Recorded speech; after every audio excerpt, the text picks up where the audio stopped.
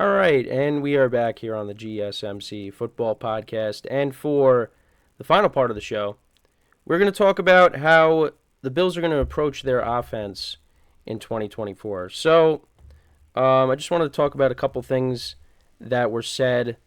Now, this is, again, Joe Brady, the offensive coordinator. I said Ken Dorsey and to start off the show, and I'm like, that is not who it is. That is the previous offensive coordinator. So, again, apologize for that.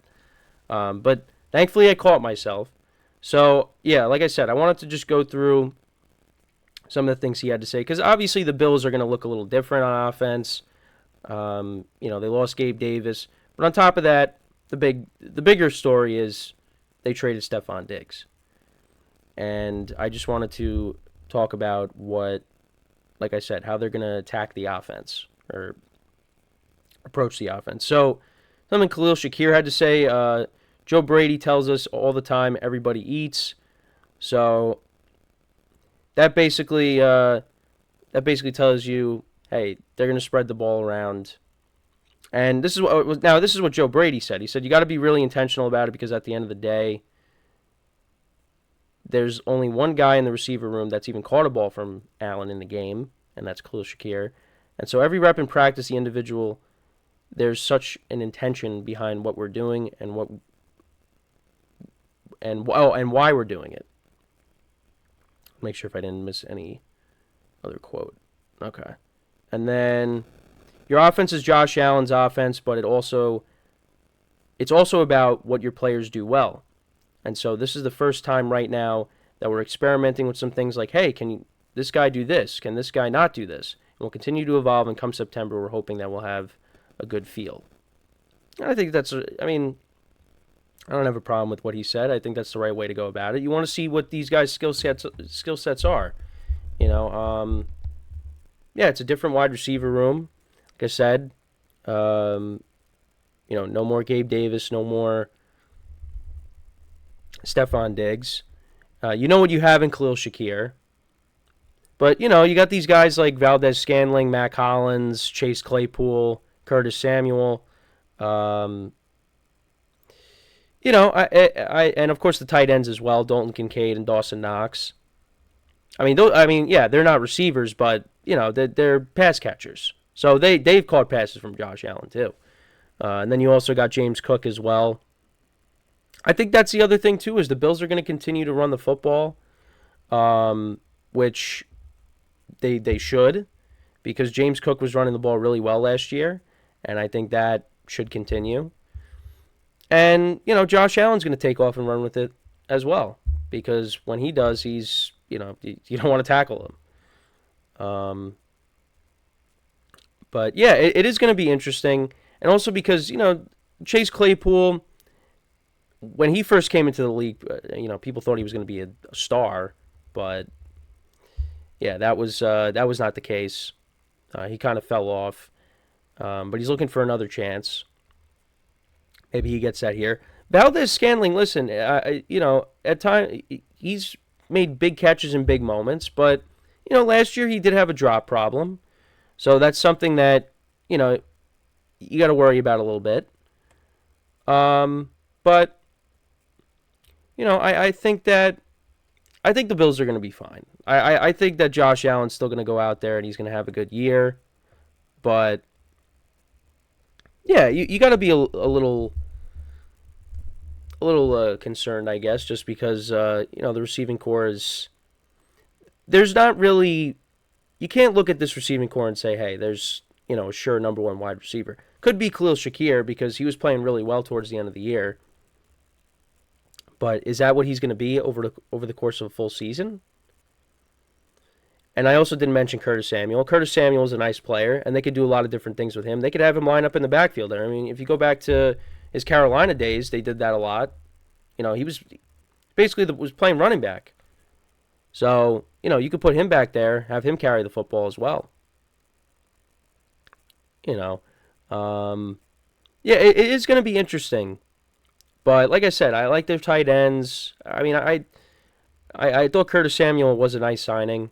Like I said, Khalil Shakir is a good player. It's about how these other guys stepping up. Valdez-Scantling, Chase Claypool. what kind of seasons can they have? But I mean, again, the bar is not really that high for them. I mean, at least with Valdez-Scantling, he's been playing in Super Bowls and making big plays. I mean, what has Chase Claypool done recently? Nothing. But, again, this could be another opportunity for him, so we'll have to wait and see. But when Khalil Shakir says everybody eats, Josh Allen's going to be spreading the ball around. There's not going to be, one guy that's going to get all the targets. And that could definitely be something that's beneficial because it's not like you have to force feed one guy to make them happy because now you don't have Stefon Diggs there, so you don't have to worry about it. But,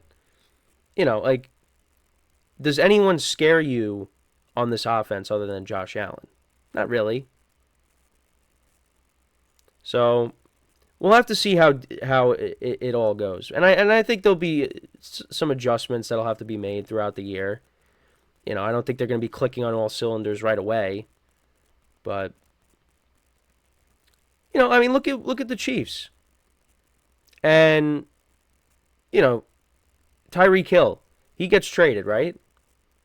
You had people saying that the Chiefs wouldn't even make the playoffs, and what happened? They won the Super Bowl with Juju Smith-Schuster as their number one target. Well, Travis Kelce was the number one, but he's tight end. We're talking receiver. Juju Smith-Schuster was the number one wide receiver on that team.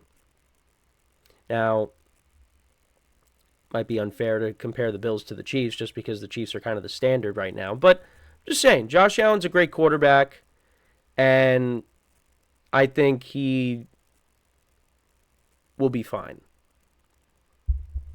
And I don't. It's not like he's throwing to. Well, I mean, some guys, NFL fans might look at it and say, "Oh, he's throwing to, electricians or whatever." But I don't know. I think he should be fine. Like I said, Khalil Shakir's a nice player.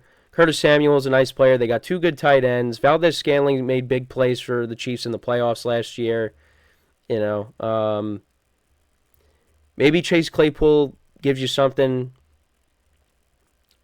I think they'll be fine. And the other thing, too, is, like I said, they're going to probably rely on the running game, too. Josh Allen's going to run with it, and James Cook's going to run a lot, too. I mean, go back to the Dallas game. They really fed him the ball constantly. So, we'll see. But, yeah, there's going to be an adjustment period. So we'll have to wait and see. But, I still have some confidence in the Bills. But that's my thoughts on it. And I think, again, you're spreading the ball around, and I think that's the right approach. Because sometimes when you're force-feeding one guy, yeah, that could lead to turnovers. So, but the guys also got to get the job done, too. But we'll have to see. It's going to be interesting. It's going to be interesting when the Texans take on the Bills, too. Seeing Diggs go back there. And then also Gabe Davis, maybe a Gabe Davis revenge game, because I know Jacksonville plays the Bills, too. So, yeah, it should be fun. Yeah, Gabe Davis was a disappointment, though. Because, I mean, I brought this up, I believe, at some point. But it's just, we all just, fell in love with Gabe Davis. Or a lot of people did. After he had that massive, 4-touchdown performance in the divisional round against the Chiefs. And he just never really lived up to that again. Yeah, he still was catching touchdown passes, and, he was still a good receiver, but, he never took that next step that many people thought he was going to. But, I still think like I said, I think he's a decent receiver, but we thought he was going to be the next, well, I don't know if great, but, 4 touchdowns in the playoffs in Arrowhead against the Chiefs. I mean, that caught a lot of people's attention, but he just never took that next step. So, but yeah, let me know what you guys think about the Bills. How do you see their offense performing in 2024? Again, I still think they're going to be good. But I think they took a little bit of a step back because of what happened this offseason. But we'll see. We will see. But yeah, that's pretty much it for the show for today. I was checking the audio quality during the break, so again, definitely sounded better than it did yesterday, thankfully. And hopefully that continues. Just gotta monitor it. That's all. But yeah, thank you guys for tuning in. Still trying to get over this cold. Still sound a little bit nasally, but definitely on the tail end of that, which is nice. But yeah, make sure to check out all the other shows on the network. We have our NBA Finals matchup is finalized. It will be the Dallas Mavericks taking on the Boston Celtics. And there are some storylines going into that because, of course, you have Kyrie Irving facing his former team. And I think I forgot Kristaps Porzingis played for the Mavericks. So I think he'll be back for the finals. So yeah, he'll be taking on his former team in the Mavericks. So, one of his former teams. Same thing with Kyrie, because Kyrie's been on, a couple other teams. But it should be a good finals. Should be a good finals, and the Stanley Cup will be coming up soon. We're still waiting on who we're getting in that matchup. I know the Rangers, they suffered a tough loss last night to the Panthers. But yeah, hockey and basketball are almost over. Well, at least the NBA is almost over. We got the WNBA. That season's underway. And of course we have baseball as well. But yeah, the NBA and the NHL, they're going to be ending soon. So yeah, but make sure to check out all the other shows. And yeah, with that is all the time that we have for today. Once again, thank you guys for tuning in. We'll be back again on Monday, 10:30 a.m. Eastern Time. And until then, I'm Kenneth Grunfelder signing off from the GSMC Football Podcast, brought to you by the GSMC Sports Network. Have a good day, and I will talk to you guys on Monday. Have a good weekend. Take care.